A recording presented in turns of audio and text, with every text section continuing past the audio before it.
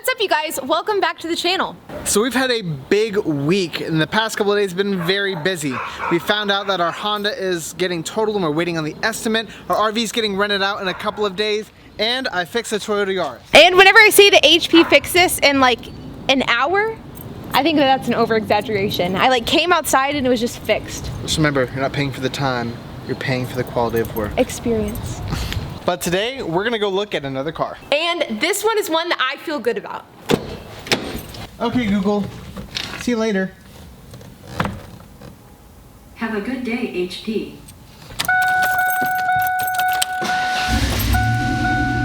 Now, this is a 2012 Mazda 3. It's very similar to the other Mazda 3 that we have, but it's gray, which is a big differentiator. It has 119,000 miles, and the guy asked for 6,900, but he said he would take 6,000. And the good thing is, it's only like 20 minutes away from our house, so big win all the way around. We're really eager to get this Mazda 3 into our Turo fleet. We need a 14th car, but more importantly, our last Mazda 3 has been on a 2-month-long rental. So with that, we know it's gonna be successful. The other thing that I really like about Mazdas is like whenever we pay $6,000 for a Toyota Yaris, there is a part of me that's like, ugh. Like I don't love it because the fact that yes, you get a Toyota, which like I'm a huge fan of, but on the other end of the spectrum, HP, gosh, on the other end of the spectrum, you're paying $6 grand for a car that has manual locks, manual windows, and no creature comforts. Whereas $6,000 for a 2012 Mazda, at least you get a really solid car for that price. And it's bigger. Bigger, nicer, but it's not a Toyota, but I'll take what I can get.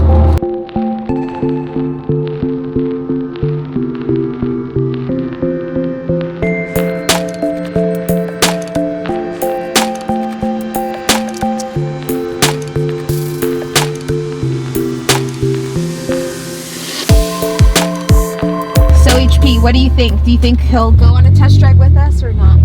Yeah, I feel like he will. Definitely. And I feel like this dude has sandals on. Couldn't tell you why.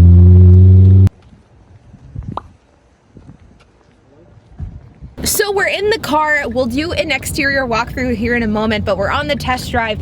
And to be honest, looking at it, I'm a little disappointed. The glaring issues is number one, these buttons don't work, which doesn't seem like a huge issue, but it definitely is a big issue whenever it comes to renter's perspective. And I would say in the interior, the biggest issue by far, and I don't think the camera does it justice, is this gap right here. The dash is like bubbling, and as a result, there's this like finger width gap. And it's unfortunate because the camera just is not showing it here, but it is really bad. HP, what are your thoughts? This car's rough, and I know we've seen our fair share of rough cars, but when you're paying $6K for a car, ugh. Driving wise, it sounds like it, I mean, it sounds pretty good, but there's like small stuff like this doesn't work. And I guarantee you this isn't an easy replacement. It's probably like you have to buy this whole entire thing to get that replaced. Oh, no, I mean, this just kind of doesn't look good either. Some of the buttons have a lot of fading and wear on it. The fact that these don't work is kind of a big thing because I think the dash is the biggest in my mind, but then that is a very close second. Yeah, there was a little clunking when I was shifting from park to drive. I don't know if it's an engine mount or if it's something like a suspension mount. I'm gonna see in a second. We're gonna pull into this parking lot right here and take a little look on the outside, and I'll run my code scanner on it. Now, I've said it before in this channel, small problems are almost worse than big problems in the world of Turo cars because big problems are oftentimes obvious and the parts are readily available, and oftentimes the same can't be said for like trim issues or like little dash issues. The problems are just much harder to solve. Oftentimes they can never be solved, which creates a really big unsolvable problem, which isn't good for Turo cars. So good news, it passes emissions, it has no codes read, and it's had 255 warm-ups, so maybe they just want to sell it before they have to register it. Couldn't tell you. So another thing is, there's a lot of rust marks going on here, and you can see the rust bubbling underneath this paint, which is not good. Now, whenever we're looking at the photos online, I could tell that it had this kind of matte finish, but I couldn't determine whether that was just fog from the morning whenever they were taking the pictures, like mist on the paint, but now seeing it in person, it really makes sense. So oil looks Not the best, but not the worst. Looks green. So for me, I can see past every single issue but one. The bad paint doesn't bother me. The sign of previous repairs doesn't bother me. The rust on the hood doesn't even bother me. But there's one thing that I just cannot get over, and it's the dash. Yeah, the dash is pretty bad, and that's not an easy fix. That's not just like stapling it down or putting wood screws on there. That's getting a whole new dash just to replace that one issue, because that is warped. Oddly enough, the only person in this duo that has experience replacing a dash is me.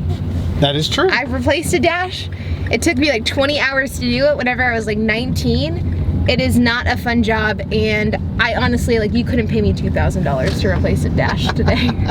There's nothing that I would want to do less than replace a dash. What do you think, HP? Yeah, I'm out. $6,000. I'd rather pay $6,000 at Midson Point getting another Yaris than getting this private sale. Just not good enough. Agreed. 1 hour later. So since we were already out and about, we decided to take a look at some other cars, and HP found one that is, what is it again? 2011 Hyundai Sonata Hybrid. Hybrid? We don't have any hybrids. 103,000 miles, so. It's pretty clean. So I pulled up the Carfax, which we just pulled up. HP hasn't even looked at it yet. This is the service. It has at least one open recall. 2011. So looks like no issues, a little minor damage reported, some recalls going on. This is all funky. Looks like an Illinois car. Not a fan of northern cars, but let's see what else there is. So Illinois, most of it's live. Illinois. Ooh. Illinois. Texas. Yes, hi there. My name is Henry Medina. I'm looking to go purchase a car right now. Just want to see if this car is covered underneath the rod bearing recall that was recently came out. Or actually about a year ago. Does it have a engine knock? No, I was just seeing if it was if this vehicle fell underneath the recall category. It's a 2011 Hyundai Sonata Hybrid. I believe it is covered until, let me see, 15 years to 150 miles. So less 150,000 miles. Gotcha. So right at 149, I just need to let it live on redline until it goes, right? I was just joking. No, I was just joking. I'm just gonna go look at this car to see. Awesome. Okay, so the car has 7 open recalls. Which is crazy. I'm not sure it has 7 because on the Carfax it says that a few of them were done already, and that could have just, it takes some time to get back to Hyundai and get those reported. So depending on where they went and had them done at. So 5 out of 7 recalls are readily available if it needs to get done on our car, and then those 2, the car needs to come in. Then they can order parts. But if they don't it's not have like them. where it's going to be like 3 months, 6 months. Yeah, exactly. Like From what he said, it says not like anything's been on back order, so it's kind of one of those things. So if we do decide to buy this car and it does end up working out, hopefully we can get those recalls knocked out really quickly, that we don't have to wait to put it on Turo. What color is the interior? I don't know. The guy didn't even have pictures. He like put a stock image on there because he said it's dirty. Mystery.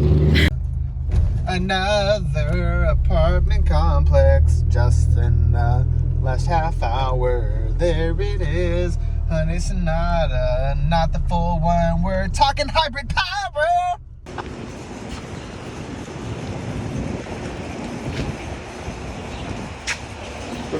Tan. Is it tan? No, it's gray. Oh, it's gray. And it's cloth. Oh, that's awesome. It's pretty good looking. It is good looking. Cheaper, so that's the nice part too. Usually, right? India actually we bother more about that. The mileage is little bit different than the other car model. Because it sits at the bottom. This is like, you know, it goes like that. Yeah. We always try to press here. Yeah, versus going through the top. Yeah. Right. And like American cars, they typically come from the top down. Oh, yeah. okay. I have the other. All right, so Aubrey and I really like this car, but even then, still time to negotiate. Introducing the newest car in our Turo fleets, our 2011 Hyundai Sonata Hybrid. So this is car number 14, which is huge for us, and we're out of the 13 zone again. But this car is very clean. It's not a very regular Hyundai Sonata, this is the hybrid. And the best part, it's not tan interior, it's gray. Now, keep in mind, this car is not being cleaned whatsoever. This is raw footage because we literally just bought it, and the guy was even apologetic and said, I'll clean it, and I said, don't even worry about it. It was on Facebook Marketplace for 25 minutes. Look, there's still potato things. Gross. It definitely needs a solid cleaning, but nothing that some quick vacuuming could do. It's definitely like the dirtiness of somebody that has kids, not the dirtiness of somebody that abuses their car. Absolutely. Now, the cool part too, this does have an aftermarket sunroof, which it's actually done pretty professional. It may have even been done at the dealership, but it is aftermarket. He also added a backup camera as well, which is handy dandy. It's handy. Yeah, it's better than no backup camera, right? Now it is about to rain, so we're on a time crunch right now, but the car was listed for sale on Facebook Marketplace for $7,000, and how much were we able to negotiate him down to?